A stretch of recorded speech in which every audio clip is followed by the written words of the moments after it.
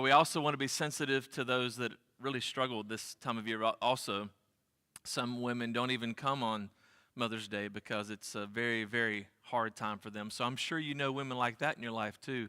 Be sure and reach out to them and love on them. And of course, I always want to encourage people, if you want to have children but you're not able to, keep praying and believing and trusting God for that.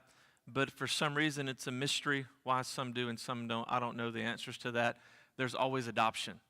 We have a big heart for adoption. We believe James 1:27 isn't just for a few families. I think it's for all families to be a part of in some way or another. So be sure and be praying and thinking about that if God wants you to adopt. And we'd love to serve you and help you with that, of options and some avenues that you can take to pursue that adventure as well. Well, good morning. We're so glad that you're here. Welcome you to Journey Church. And we're starting a brand new series this morning called Identity Theft. There is something about us as God has created us that wants to know who we are. So I put on the board out there in the lobby the question, who are you? And most of us, when we ask that question, who are we got a lot of different answers. Most guys, when a guy meets another guy, he shakes his hand, and the first thing that he says after what's your name is what? What do guys ask guys? What do you do? And so how many of us men identify ourselves by what we do? And that's why it could be so devastating when a man loses his job, because if your identity is wrapped up in what you do, then if what you do ends, then you have to re-identify who you are. I've been working with a guy here recently who spent 8 or 9 years in the military. He spent some time in Iraq, and that's exactly what he's struggling with right now. He literally told me, he said, I'm having to redefine myself and redefine who I am. And we're trying to help him get reconnected into civilian life as well. So all of us have this desire in us to know who we are, but there's a existence that God calls Satan, Scripture calls Satan, that is very real. And I like to say that it's just as foolish to not believe that Satan is real as it is to say that there's no God. And Satan is called the father of lies. And here's the thing about identity. Satan has an identity for you. The culture has an identity for you. The world has an identity for you. There are a lot of people in your life who want to determine who you are and what your life is supposed to be. Sometimes parents get wrapped up in that. Well, you're supposed to be a doctor or a lawyer. And then, the child decides to do something else. And the parents, they don't like that because they think they should be more in control of what their identity should be. So everybody's trying to decide who you are. Satan especially wants to give you his identity because Satan wants to steal, kill, and destroy. So what we want to do in this series is expose some of those lies, some of those things that we believe that comes from the father of lies, that's not who we are at all. There's a story that Pastor Craig Rochelle tells, and I love Pastor Craig as I identify with him. He has 6 kids. We have 6 kids. And 2 of his kids at this time were about 5 and 3, and the 5-year-old was the boy. The boy's name is Sam, and the little girl's name was JoJo, or her name's Joy. They call her JoJo. So all of a sudden one day they're at home, and little Sam comes screaming into the kitchen, "Emergency, emergency, emergency!" And Craig's like, "What? What's going on? What's going on?" He goes, "JoJo's eating her poop." And so Craig goes, "Amy, the wife, emergency, emergency!" And the little boy throws up into his hands, blah, And so they go running into the bedroom, and sure enough, there's little JoJo sitting on the bed. She's got black stuff smeared all over her face. And then the dad, Craig, emergency, blah, he throws up into his hand. And finally, Amy comes in, and Craig and Sam go out, and Amy comes out and says, "Well, there's bad news and good news. The bad news is the vomit is very real." He said, "The good news is she got a hold of a fudge-covered Oreo cookie. There's no poo." Here's the thing about a true story. Here's the thing about lies. A lie that is believed to be true will have the same effect on your life as if it was really true. You see, there was no poo. That was essentially a lie, even though Sam didn't know. He thought it was, right? But it had the same effect on them as if it were true. You see that? Because the vomit was very real. Now that's gross, right? That's so that you'll never forget it. So here's the question. What are the things in your life that are lies that you are believing right now in your life? And it's having the same effects on you in your life as if it were true. Because if you believe it, then it might as well be true. It's going to have the same effect on you in your life. So what I want to do is look at some things today that identify some of the strongholds that you have in your life. So the lie today that we want to expose is this, is that I have to be strong. I have to have it together. I have to hold it together. I have to accomplish everything that I expect myself to accomplish, that my coworkers or my boss or whoever I'm working for expects me to accomplish. I have to keep up with my kids' expectations, what they expect out of me to accomplish. I have to keep up with all these goals and all these things that I have to accomplish. I have to be strong. And then there's the culture in the world that says you have to be number one. You have to accomplish all of this in order for you to feel good about yourself. You have to accomplish certain things to get to certain levels so that you can feel good about yourself. All of us have this struggle in our life that I have to be strong, but that is a lie, and it comes from the father of lies. God says it like this. Jesus said, when the devil lies, he speaks his native language. Now, all of you guys help me out. For he is what? He is a liar, and he is the what? Father of lies. Now, if you're taking notes, your bulletin has blanks and notes in the back of it, and you can follow along. So today we're going to look at that lie. Now, for me in my life, this was a huge part of my life. Growing up, I found a lot of my identity in my performance. And would all of us agree that in American culture, generally speaking, it is a very performance-based culture? Would you agree with that? And especially in the area of sports. I mean, one of the most influential figures in American culture today is the coach. In general, it is the coach. So we grow up in this culture feeling like we have to perform in order to get what? What are we looking for? We're performing for something. What is it that we all want? We want to be loved. We want to be accepted, right? We want to know that I have worth, and we want to know that we're secure, right? That we can keep that love and keep that acceptance and keep that worth. We're all looking for the same things. And so we grow up in a culture that we feel like we have to perform to get it. We have to perform to keep it. You ever felt that way in your life? And it's not that performance is bad. It's that when you perform in order to meet needs that only God can meet in your life. And here, this is where idolatry comes in. Anything that you go to meet your needs that only God can fill is called idolatry. And here's the thing about us humans. Humans, in the human heart especially, is an idol factory. We can make up more idols. There's nothing else in God's creation that has the ability to create idols like human beings. The human heart is an idol factory. We can turn anything into an idol. And here's all you got to do to turn something into an idol. Go to that thing and try to get your deepest needs met, love, acceptance, worth, and security. When you try to get those needs met through that thing, whatever it is, then you have just made it an idol in your life. So you got to ask yourself, what is it that I'm going to? But here's the thing. If you're going to that thing and you're coming back empty, you're coming back less fulfilled than you were when you went to it, then good chance is it's not God. Because when you go to God to get your needs met, when you go to God to get love and acceptance, worth, and security, you always come back filled. You always come back satisfied. You always come back content.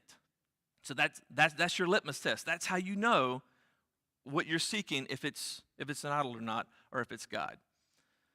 And so for me, I had a mentor in my life, a coach, who said something to me one time that I don't think he meant for me to take it the way that I took it, but when he said it, I took it a certain way. You ever had somebody give you advice, and what they say and what you hear are maybe two different things?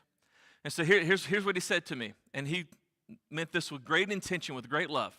He said, if it's meant to be, it's up to me. You ever heard anybody say that before? Just in general, hey, if it's meant to be, it's up to me. What does that mean?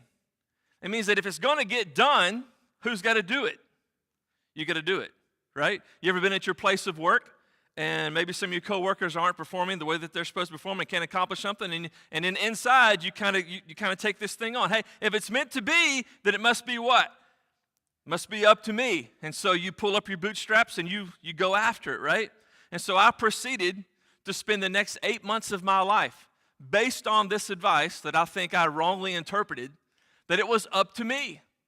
And so I literally worked 7 days a week, for at least 8 months straight and literally burned myself out because I believed a lie that I had to be strong.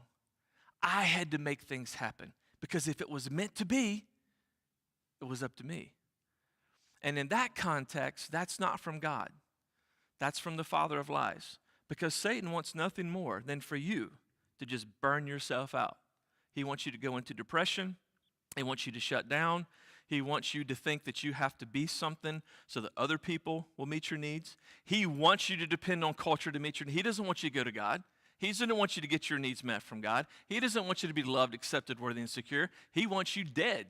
And if he can't kill you, he wants you miserable. He wants you to lose all your influence in this life so that you can live it with absolutely no good to show for. That's what Satan wants for your life.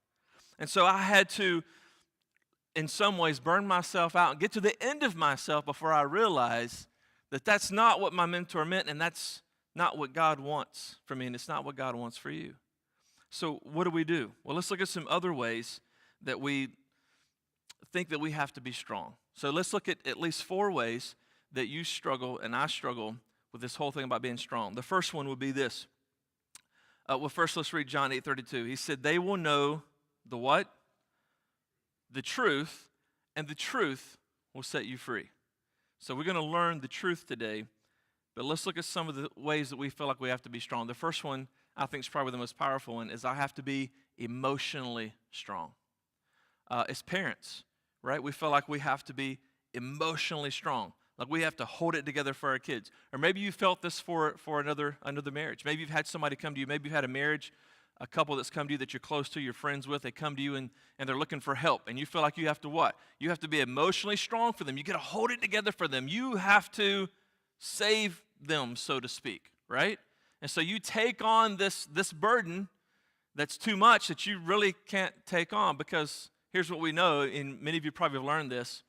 Do any of you have the ability to change anyone?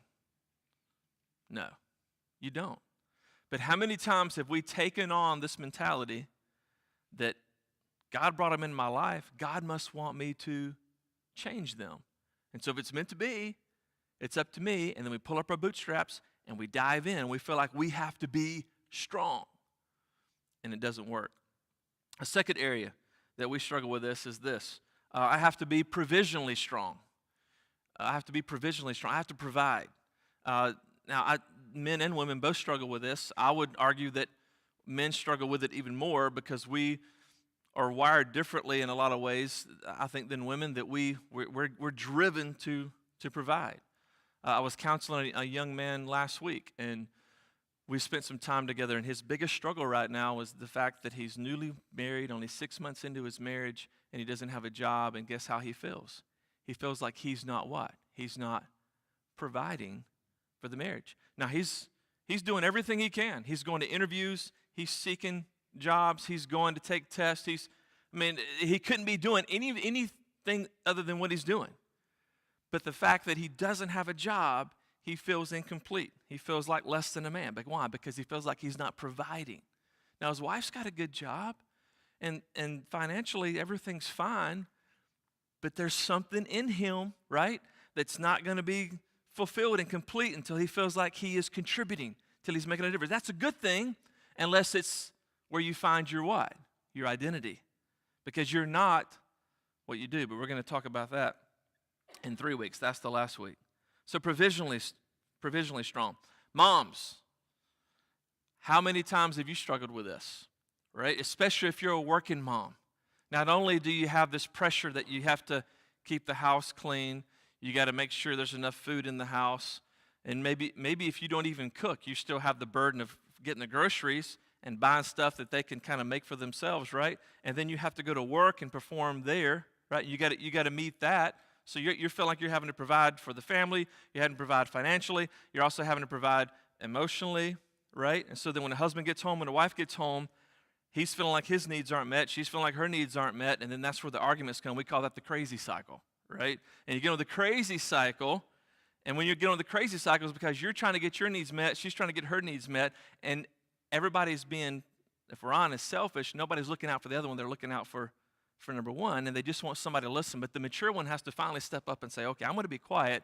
I'm going to put my needs to the side for a few minutes here, and I'm going to focus on you, and then just listen, right? Until one of you decides to help the other one out and meet those needs and sacrifice your own, at least for the moment, then the crazy cycle just continues and it gets crazier, right? But that's a whole other subject. So how many of you women, if you would be honest this morning, that you struggle feeling like you have to be provisionally strong? You have to meet everybody's needs. You ever feel that way? Yeah. How many of you men feel this pressure at your workplace that if you don't perform to a certain level, you're going to lose your job? How many of you guys feel that way, that you have to perform to a certain level? And you feel that pressure all the time, especially if you're in sales. My brother was in sales for, maybe 18 years or so. And I literally watched it affect his health because he felt like that he had to perform and provide. Another category is this, what I would call being spiritually strong. You feel like you have to be spiritually strong. Maybe you're one of those, a few Christ followers in your family. Maybe you're in a family and you're kind of one of the odd ones. You know, you're the holy roller, right? And maybe your family kind of makes a little bit of fun of you because you're the one who's pursuing Christ. You're the one who's not afraid to talk about your faith, right? And so they call you religious, right? Oh, he's religious. Oh, she's religious. And you don't even like that, right? Because if you're a Christ follower, you know that Christ isn't about religion. Christ was anti-religion, right? And you're like, no, I'm not religious. I love Jesus. Oh, see, there you go, holy roller. You love Jesus, right? And so there's this battle that anybody here, would you agree that you've been there before and had that struggle where you feel like you have to be spiritually strong, but then you get hammered for it? And then here's another thing that we take on, and I think this has been unintentional over the years, but I know traditionally, I know I was raised in such a way, many of you might have been raised in such a way, that we were given this overbearing pressure, this overbearing expectation that you had to witness that everything that moved, right? And if you didn't, well, then you were just, people even question your Christianity, you know? And there was this expectation that not only were you supposed to witness, share your faith with everything that moved, you're also supposed to get results, you know? And so every conversation had to end with what? The sinner's prayer. Yeah, you had to pray with them and lead them to Christ, right? And then why? So when you came back to your local place of worship, you would get what? You would get rewarded. Because in the context of the local church, if you had enough notches in your belt of how many people you so-called led to Christ, you got accolades, right? You were rewarded. People thought you were an evangelist, right? And then the next step would be what? Well, you were supposed to go into the ministry, right? And then you're like, no, I didn't know it was going to get me that. I didn't want that, right? And then there's the confusion. Listen, there's a lot of good intention in that, but I think there's also a lot of dysfunction in that when it's carried to an extreme. Because what happens is, in order to keep up with that expectation, we feel the pressure to do what? To dumb it down. We feel this pressure that now we have to coerce, now we have to manipulate, now we have to water it down enough so it'll be more palatable, more acceptable. Why? Because you have to live up to the expectations. You got to witness everything that moves you, and you got to get results. Because if you don't get results, then there's something wrong with your Christianity. Guys, that is something that God never put on you.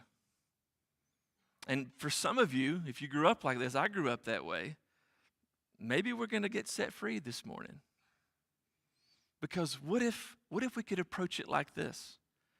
What if you could just love people right where they are, and when the opportunity arises, you just share your story, but their response to you and their response to Jesus does not define who you are or who you're not. You feel the difference? Because I don't think we're in God's will if we can't share our faith without freedom. If we feel this guilt, and by the way, study Scripture, show me one time in one place where Jesus Christ ever used guilt as leverage. It's not in there. Jesus never used guilt. Show me one time in one place where the God of the universe, Jesus Christ, God in the flesh, coerced or manipulated or approached people with such insecurity that he had to have them follow them because that's where he found his identity. It's not in there. It's not in there. Listen, not only can you not change anybody, you sure as heck can't save anybody. All you got to do is love them and share your relationship, share your story of what Christ has done in your life, and then keep loving them. Love them if they reject you. Love them if they say no. Love them if they call you holy roller. Love them if they run the other direction. Love them if they do something stupid. Just keep loving them. But do not let the response or the beliefs or the reaction or the life that anybody lives determine who you are. Why? Why would you give anybody in your life the permission to determine how you feel? And so sometimes we even resort to what I would call, drive-by witnessing, right? And then that's when we invented tracts.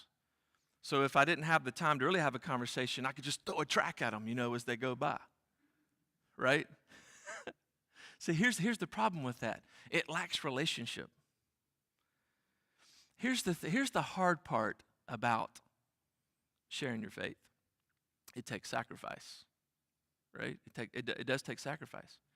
You have to take time out of your day, time out of your schedule, time out of your desires to have a conversation with them, to take them to lunch, to love them. To love them, you have to say no to you to some degree. So one of the ways that we do that is sometimes we try to have people over to our house for a meal. Right now, we've got 3 or 4 new families that have come into our area where we live. And we live in a dead-end kind of area. It's all there's no outlet back there, right? There's a sign that says no outlet. And when my wife first saw that, she started twitching. She thought that meant there was no outlet malls back there. Sorry, that was a joke. There's no outlet. And so this is a big deal for us in our community. All this new construction is happening. All these new families are coming in. And so I'm loving it, because I love people. And so I'm down talking to them, and I'm stopping by, and I'm going, hey, my name's Trent. If you ever need anything, let me know. And of course, people, love that. Several of them we've invited to come to Journey, and they've come to Journey. An amazing thing. If you invite somebody to come, most of the time, they'll come, right? And so in the back, we've got these string bags back there with the Journey Church on, a bunch of goodies in there. And so we would love for you to take that as a tool to go love on people, right? Now, the first time that we have somebody to our house for a meal, I'm kind of filling them out and seeing where they're at and how receptive they are.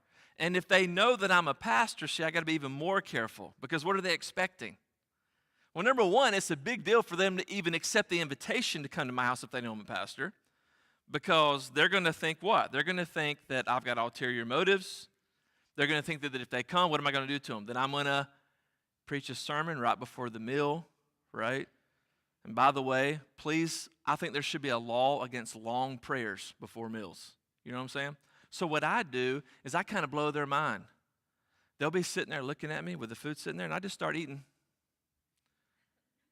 And they're just kind of looking around, like, oh. And I just don't even acknowledge it, because what are they thinking? Aren't you going to pray before you eat? And I'm like, I had my quiet time this morning. I'm good. Me and God, we're good. I thank them for this. You know what? When we go get groceries at Kroger or Walmart or Costco or Sam's or somewhere, right? I just pray over it all at one time. We're good for the whole month. Right? It's just ridiculous. Hey, I'm all for it, and many times I do. But I don't pray at that point on purpose. Why? Just to set them free. To let them see a different approach, right? To let them know that I got no ulterior motives here. I want you to feel at home, and I care about you. Isn't that the way Jesus made people feel? Isn't that the way? Isn't that what he did? And if that person walks away from our home and if all they get was free food and care, then I chalk that up as a win. because that creates a foundation for the beginning of a relationship where I can love on them again. And then I'll look for opportunities where I can begin to share my story, or maybe interject a little something, or maybe respond with a question and get them thinking, right? And then and leave it all in God's lap. God did not put the eternal destiny of a single soul on me. And why in the world would the God of the universe trust me with one inkling of his creation? Right? Now, he did entrust me to be influential and to love and to care and to make disciples, right? To love, but not to do it through this guilt or this performance-based mentality that we all grow up in. So you can be a Christ follower. You could be an evangelist. You can share your faith all you want to. But you got to ask yourself this question. Have you turned sharing your faith or witnessing into an idol? What? Did you know that you could do that?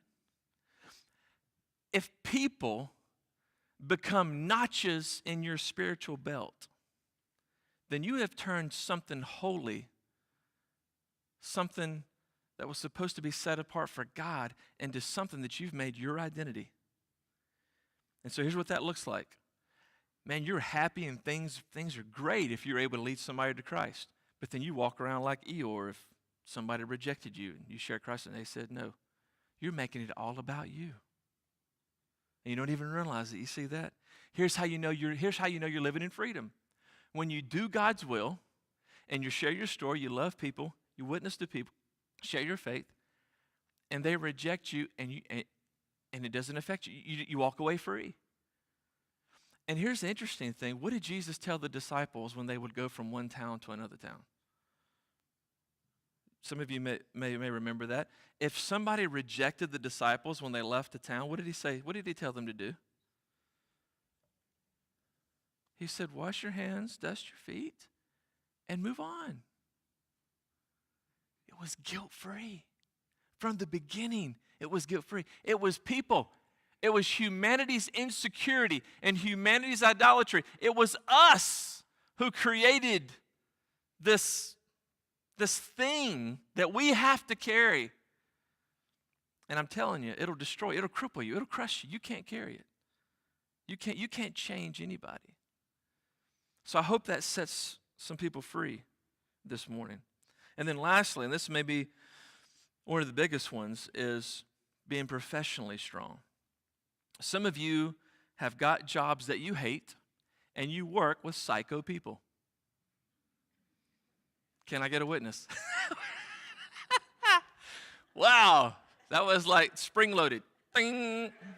Yeah, absolutely, you know? And how do you feel? Oh, I have to be professionally strong, right? I got to hold it together. I got to help all these people. Others of you say, well, no, my pressure's different. I feel like there's a big weight on my shoulders, and that if I don't get it done around here, it's not going to happen. Now, this is something that this has been one of the biggest weaknesses for me in my leadership, is giving things away and just letting go of things. Because I have issues, you know. I went out to my shed last week, and it's down to like a single walkway in supposed to be my workshop, right? And I walked back to the house just like totally defeated, and I told my wife, she sent me out there to go look for something, and I said, I think I know where it's at, and she just kind of snickered because she knew I would never find it. I came back, and I just lowered my head, and I said, I have a problem. And Christy thought that was hilarious. And so that's why God gave me my wife, because she's very organized, and the next thing on our list is to do what? She's going to help me clean out my workshop. I'm so excited. And we're going to get it organized, right? Because I have a hard time giving things like here, you know, this facility. I mean, God's given us an amazing tool. You know, this isn't the church. You know, we're the people of the church. But this tool, right, takes a lot of TLC. And And we're grateful for it, but we have to like fix things and keep things going. And sometimes I'm the only guy here, right? Because I'm the only guy here. And so the electrician or somebody shows up, and I can't hide from them, you know. So I come out of the study and I go and take care of them. The next thing you know, I got my contractor hat on, you know. And I'm walking around and I'm acting like I know what I'm talking about, you know, and it makes me feel, important. And next thing you know, man, like the place is about to burn down, right? Because I know enough, just enough to get us all in trouble. And so I've had to, surround myself with people that are good at those kinds of things. So I got some good news. I got some really good news. A few weeks ago, went out way before this, Jay Hargis came to me, and Jay wanted to help me with the facility stuff. So I said, Jay, absolutely, I want you to take that. But see, Jay's a full-time teacher, so his schedule's not very flexible. And so I was still having to help him out. And then God brought Steve Kovalchik in. And so turns out Steve enjoys contracting stuff, right? And I'm walking around with Steve, and I'm starting to realize he knows this stuff better than I do. And I will say I am fairly handy, especially for the typical pastor. I would argue that I'm probably more handy, just generally saying. But there are people that are way smarter than me. And I said, you know what? I need to give this to Steve. So I gave it to Jay and to Steve completely and totally let it go. I mean, I literally felt just this weight leave me. It was amazing. I didn't realize how much time I was spending doing that stuff, and it was taken away from spending more time with people, right? And doing counseling and those kinds of things that I love doing even more, and that's what I'm really here for, right? See, here's the thing. When we think that we have to be strong and we have to do it all ourselves, we all lose. And you see that? Because if I try to keep that to myself, so to speak, thinking if it's meant to be, it's up to me, well, then Jay would lose, because how would he feel? Oh, he doesn't think I'm capable, or he doesn't trust me. How would Steve feel? Oh, he didn't think I'm very smart. Oh, and then we would all know, oh, Trent's not going to make it. There's no way he can do all of this. He's got to give it. You see that? See, here's the thing. There's a better way. You don't have to be strong. And God never told you that you had to be. I have to be strong is a lie. And here's the truth. Your strength is limited. Your strength is limited. You will never be strong enough to do it all. You're going to have to pick and choose. And isn't that the hardest part of life? Is the choices that we have to make. I want to do everything. There's a lot of things I enjoy. One of my curses is that I enjoy a lot of different things, right? How many of you need one more hobby? How many of you need one more sport to pick up? How many of you need one more thing you need to start doing? One more project you need, right?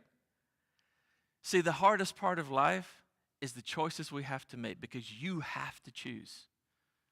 And one of the biggest areas we have to battle is not so much is this the right or wrong thing to do, but is this the good thing to do or the best thing to do? One of the hardest parts for me as a pastor leading a local church is saying no to good ministries.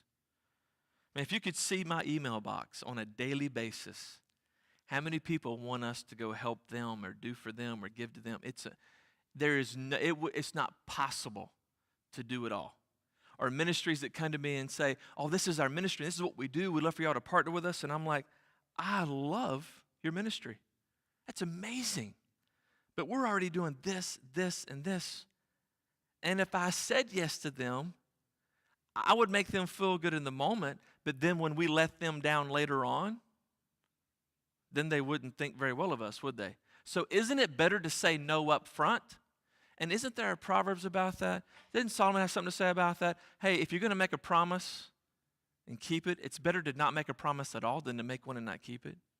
See, no's not a bad word. No's a great word. We probably need to use it more often. Your strength is limited because you were not created by God to have all the ability in your own strength. Your strength is intentionally limited. Now think about that. Don't you think that God created you in such a way that you were limited from the beginning? I mean, we all embrace that, right? Maybe you were strong back in the day.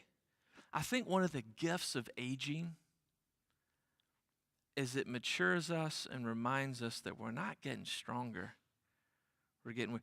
Guys, do you remember that first time that you were in the weight room and you were pumping some iron and this cute girl walked by, and what were you thinking? If she could only see me do a few more reps, right? Oh, she'll think I'm a stud. You know what she was thinking? She was thinking, oh, I got to call my girlfriend and see what we're going to do this weekend. She wasn't thinking about you at all. She's just thinking of herself. There's a story of this one guy, literally he's in the gym and his fiance's in there, okay? He puts on 225. You know, that's like 245 plates on each side, the big metal bar, you know. And he's like, if the more reps I can do, see, you know, the more children she's going to want to have with me, right? And so he's putting that weight on there, and he's 1, 2, 3, no spotter, 5, 6, 7, 8. Okay, nobody's spotting me. 9. And he's thinking, well, 10's a godly number. And he goes up for number 10, and he hits the wall. Why? Because everybody's strength has a limit. And so that 225 pounds comes crashing back down on his chest.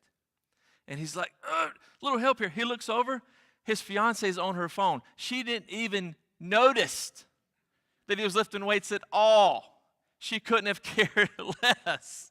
And he had the little caps on the end of the bar, so he couldn't just, slide the weights off. Just thinking, what am I going to do? Because now he doesn't want her to see him. Why? Because now he's exposed. Now he's vulnerable. So he has the bright idea, well, I'll just roll the weight off of me.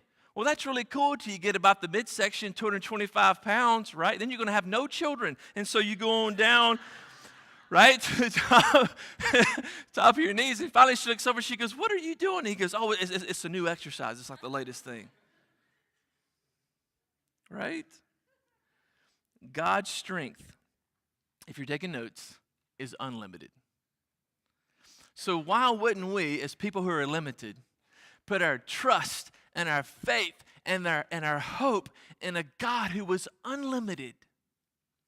Right now, if you're feeling the pressure for somebody in your family or somebody close to you to receive Christ, would it not be better to take that burden off of you and put it in God's hands? Would it not be better for you to take that guilt and that burden off of yourself and say, God, I'm going to love them, but God, only you can change them. God, only you can take what's dead and bring it back to life. And so, God, I'm going to give this person. Some of you right now, you have a child that you've struggled with for years, and everything in you wants to change them, and you've tried, and you can't change them. And listen, what your children do or don't do, and that's a whole other area of identity, right? Because as parents, we define ourselves by the performance of our children. We've all been at the Little League game, right? Where dad wishes he was still playing. And we're all going, oh, dear Lord, right? Your children's performance is not who you are. So let them go. Well, you don't know what they're doing. You know what? Maybe they're going to have to go down Stupid Street for who knows how many more years before they figure it out. You know what? Let them fail. Love them, but you can't fix them. Do what you can, but you can't change them, can you? Why not give them to God? What if you said this? You know what, God? That's not my kid. God, that's your kid, right? God, I didn't make that kid. I'm not that powerful. I don't have that ability. It's the miracle of life. God, you brought that kid into the world. She's yours. He's yours. And offer him up as a living sacrifice, right, unto God. And let him go. Free bird, And set yourself free. Set yourself free. You can't change them. I've got a huge pile of wood chips in my yard, and I love getting free wood chips because they break down into, compost on the property. Because when we got there 10 years ago, it was nothing but red clay, and red clay grows rocks really good, and Scotch pines. We call them possum pines. That's about all it'll grow. So you got to bring stuff in to break down. We got a huge pile of wood chips, and of course, it takes a lot of work, a lot of power, a lot of effort, labor to spread all those wood chips. And I've got 3 young strapping boys. So I'm thinking, you know what? My strength is limited. And I'm getting older, and I can already tell at 42 that I'm not what I was at 32, And what I used to could do then now takes more energy and effort, and the recovery time is longer, right? So I've decided that I want to get better at sipping sweet tea, because there's an art form to that. So I developed a system, right? Every boy gets 5 loads a day, wheelbarrow. So I asked them, have you got your 5 loads in today? And they get the pitchforks there, the wheelbarrow's there. It's always there. And all they got to do is shovel, fill up a wheelbarrow, go dump it over here, spread the chips, do that 5 times. You got your 5 loads in it. Guess what? That's 5 times 3, 15 loads a day. And you know what I did? I sipped sweet tea while I did it. It was amazing. And you know what? Their muscles have gotten bigger and they've gotten stronger, And so I'm actually giving them a gift. I am. I mean, what kind of father would I be if I moved all those wood chips by myself, right? And left my poor young children, their muscles would atrophy. I'd have these little skinny, scrawny little boys. Why? Because I try to do it all myself, And I'd be old and decrepit. I wouldn't be able to hold my sweet tea anymore. Why? Because I took from them an opportunity, right, to grow and to contribute, right? It's a gift. This is my gift to you, sons. Because my strength is limited. And here's a little secret, that they don't know. See, across the street, I got another friend. You know what he has? It's this thing called a bobcat. You guys ever heard of a bobcat? Bobcat's got to be one of the greatest inventions since sliced bread.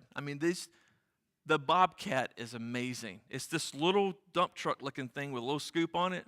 You can do some crazy land-moving landscaping with a bobcat. You know how easy it would be for me to go over, across the street to my neighbor? One question is all I got to ask. Hey, Mr. Renfro, could I borrow your bobcat? Sure. You know how to drive one? Oh, yeah. Oh, yeah, right? Because I got this. And Mr. Renfro will let me borrow his bobcat. You know how fast I could spread those wood chips with that bobcat? 10 minutes. 10 minutes max. How many things are there in your life that you're trying so desperately to do on your own? Because you've bought into the lie that you have to be strong, that you have to do this, you have to fix this. Only you can get this done. What is that? Listen to this from the prophet Isaiah. He said, even what? Would you say that word? He said, even what? Even youths, even my young strapping boys have limits. He says, even youths. The Hebrew word there that's translated as youth, this word is literally about the Greek Olympic athletes, okay? So when he says youth, what he's saying is the best of the best, the strongest of the strong, the most elite, supreme athletes. Even those people get what? Tired. They're limited. Those who, what? Hope in the Lord will renew their strength. They will soar on wings like what? Like eagles. You ever seen an eagle or an osprey or a red-tailed hawk just soar in the wind? Just effortless. But how many of us fly around like little hummingbirds? Trying to get all this stuff done. Wearing ourselves out when God says, chill. I want you to soar like an eagle. Trust me with more. Now, does that excuse hard work? Does that excuse you going out and doing what you're supposed to do? Does that excuse you from it? No, absolutely not. It just means that you don't try to do it on your own. You admit to God that you're limited. You make him God, and you acknowledge that you're human and that you can't do it all. That's a form of worship. Did you know that? It's a form of worship when you do that. So what are you more like? Got to be strong. Got to be strong. That's the lie. Because God's perfect. God's strength is made perfect in this, your weakness. Listen to what he says. He says, for my grace is sufficient for you. For my what? Say it loud. For my power is made perfect in what? In weakness. It is made perfect in I have to be weak. I want you to say that out loud. I have to be weak. Okay, men, you have to do this. So the women are always, they're more mature, right? Men, say it loud, man. I have to be weak. It hurts you to say it, doesn't it? You have to be weak. Because that's a form of worship. Because it makes God, God. That is why for Christ's sake, say it loud, he said this, for Christ's sake, I what? I delight in my weaknesses, for when I am what? When I am weak, then I am strong. You see, here's the thing. You'll never be able to make yourself strong to the level that God has the ability to make you strong. You will never be able to get yourself to a place of strength on your own that will ever compare to the place that God can get you when he gives you strength. So if you want to be strong, why not do it God's way and stop trying to do it your way?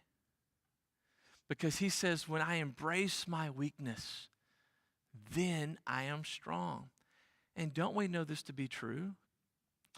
Aren't you attracted? Don't you gravitate to people who are humble that aren't afraid to admit their weaknesses?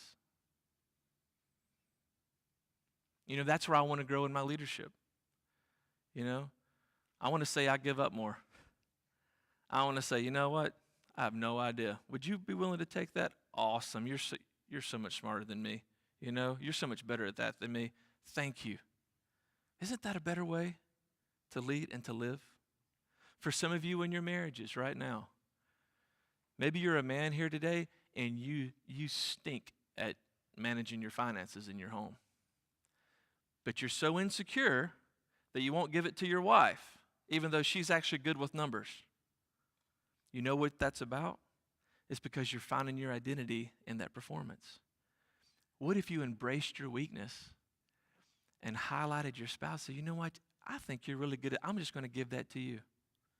What would that do for your marriage, and what would it do for your finances? Will you bow your heads? I want to ask you some questions. What weakness do you need to embrace today? Where is it in your life that you need to admit that you're weak?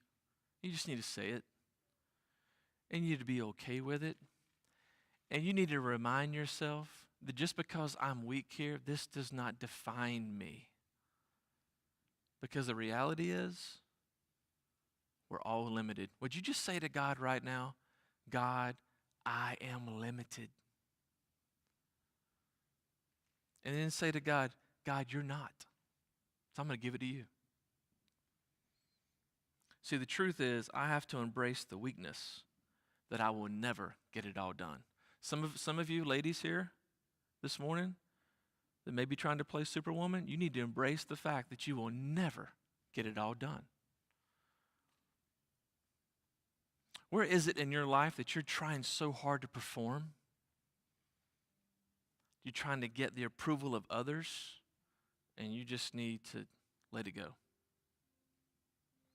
Maybe if you're a teenager here this morning, you're so wrapped up in what your friends think about you. You're so wrapped up in making sure that you have this, this coolness effect, that you maintain this image. That's exhausting. You can't keep that up. You know what's cool? You know what's cool when people are okay with who they are.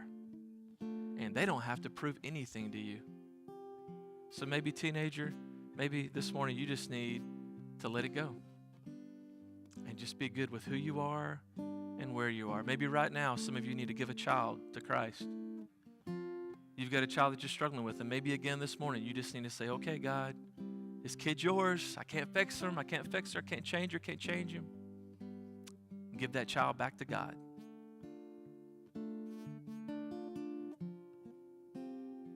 Some of you this morning are trying to do life on your own way, and maybe you've never actually put your faith and trust in Jesus Christ. So here's the thing about Jesus. Jesus really can't help you until you can admit that you're weak. Jesus can't do for you what only he can do for you until you finally realize that you can't do it. See, that's where Jesus shows up. That's where he meets you. And so for some of you this morning, it's a powerful time of humility. And this is a moment in your life for you to literally humble yourself before God.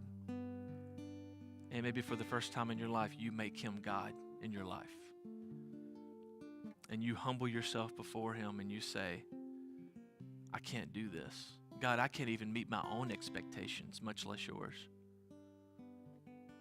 And you receive the life of Christ.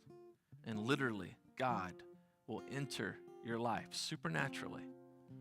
And he will begin to live through you. And you will experience security and freedom like you've never known before. You will have no one that you have to perform for ever again. All you have to do is love the Father. And you can literally become today a son or daughter of God. Why would you not want that? Who would not want to live with that kind of freedom? Father, I pray right now, God, that you do what only you can do. And God, I pray for all of us this morning that you set us free from a life of performance. That you set us free from the father of lies, Satan, who tells us that we have to be strong. God, this morning we worship you in weakness, and we say to you in our hearts, we say, God, I am weak. We are weak. We need you. We are nothing without you. We can't accomplish anything with you. The very breath in our lungs, the blood pumping through our veins is a result of the power that you sustain in us. Father, you are God. We are not. God, I pray that you heal marriages this morning. God, I pray that you pursue children this morning, that parents so desperately want to see changed. God, I pray that we would humble ourselves before you, make ourselves weak, that you would be bigger and stronger in our lives. God, set us free from guilt, manipulation, coercion. And God, show us how to love people in freedom and strength and confidence that you can change them, but we can't. We love you in Jesus' name. Amen. Would you stand and would you sing? And if I can minister to you and serve you, I'll be right here. Feel free to come forward and feel free to stay where you are. It's up to you.